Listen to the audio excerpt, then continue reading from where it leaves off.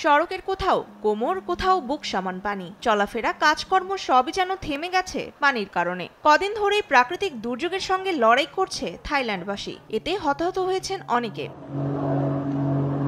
বন্যায় সবচেয়ে ক্ষতিগ্রস্ত হয়েছে দক্ষিণ থাইল্যান্ডের হাতিয়া শহর। বুধবার একটি সরকারি হাসপাতালের নিচতলা প্লাবিত হওয়ায় আটকে পড়েন অনেকে। এই শহরে একদিনে ঝরেছে রেকর্ড ৩৩৫ মিলিমিটার বৃষ্টি, যা গত ৩০০ বছরে প্রথমবার। পরিস্থিতি আরও খারাপের শঙ্কায় হাসপাতাল থেকে ৬০০ অসুস্থ রোগীকে নিরাপদে সরিয়ে নিয়েছে প্রশাসন।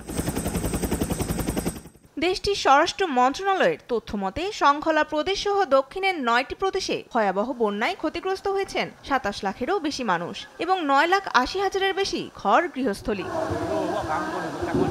ভয়াবহ বন্যার কবলে ইন্দোনেশিয়াও। উত্তর সুমাত্রা প্রদেশের সিবোলগা এলাকায় হতাহতের সংখ্যা অনেক। বাস্তুচ্যুত ২,০০০-এর বেশি